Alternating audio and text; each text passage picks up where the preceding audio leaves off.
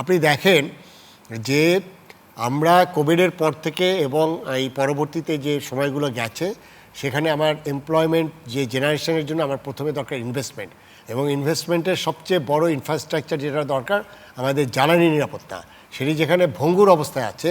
আমার কোনো ইনভেস্টমেন্ট নাই, কোনো এমপ্লয়মেন্ট নাই। আর লাস্টের যে আমাদের 18 মাস যেটা ইন্টারিম গভর্নমেন্ট গেছে, আমাদের বিদেশিরা যারা আসবে তারা অপেক্ষা করছেন একটি সরকারের যে পলিটিক্যাল গভর্নমেন্টের জন্য। পলিটিক্যাল গভর্নমেন্ট আসছে কিন্তু সে কিন্তু আবার একটা চ্যালেঞ্জের মধ্যে পড়েছে।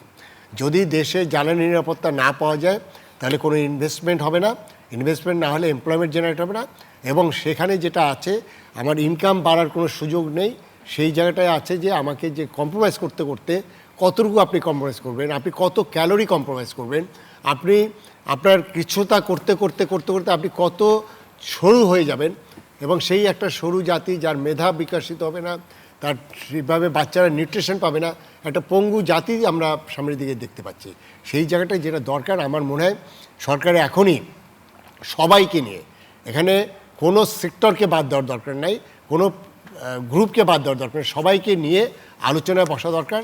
এবং একটা ক্রিটিক্যাল সময় আমরা যাচ্ছি, এই ক্রিটিক্যাল সময় মোকাবেলা করতে কি ব্যবসায়ী, কি রাজনীতিবিদ, কি আমলাতন্ত্র, সবাই মিলে এখানে একটা জায়গায় কাজ করতে হবে। এখানে আমাদের যে ব্যবসায়ীদের, আমাদের অনেক ভালো ব্যবসায়ী আছে, কিন্তু দেখেন ব্যবসায়ীরা একটা সুযোগের অপেক্ষায় থাকে এবং তাদের কাছে একটা সুযোগ অবারিত যে তেলের দাম বেড়েছে, অতএব লুটপাট করার মানে সুযোগ এটা কত বড় অনৈতিক ব্যাপার যে আপনার তেলের দাম বেড়েছে কিন্তু কি পরিমাণ আপনার মানে পরিবহনের দাম বাড়ানো হচ্ছে সেটা তো মানে আপনি ব্যয় সংকোচনের কথা বলছেন, সবকিছুই করছেন, কিন্তু এই জায়গাগুলো যদি নিয়ন্ত্রণ না করতে পারেন তাহলে আসলে। এবং ইন্টারেস্টিং বিষয় দেখেন, এলপিজির দুবার অ্যাডজাস্ট হলো, এই যে জাস্ট ইমিডিয়েট পাস যেটা অ্যাডজাস্ট হলো একটা বড় ধরনের কিন্তু করা হয়েছে, আর এবারে তো আরও অ্যাডজাস্ট করা হলো।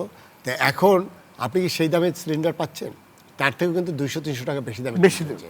এই জায়গায় তো গভর্নেন্সটা নাই, এই গভর্নেন্সটা তো ইনশিওর করতে হবে। আর একটা যে জায়গাটা আমাদের রেভিনিউ কালেকশন কোথায় হবে, আমি যদি কাস্টম ডিউটি থেকে আমি 30% রেভিনিউ কালেক্ট করি, এটার তো প্রভাব তো আমার প্রতিটা মানুষের কাছে পড়বে। তা আপনার যেখানে আমার ট্যাক্সের এরিয়া কেন বাড়াচ্ছি না? আমাদের এনবিআরের সংস্কারের কথা বলা হয়েছে, সেখানে কিন্তু আমি ওই পথে হাঁটছি না। আমি নীতি যে পার্টটা আছে এবং যারা কালেকশন করবে সেটা আবার একাকার হয়ে আছে।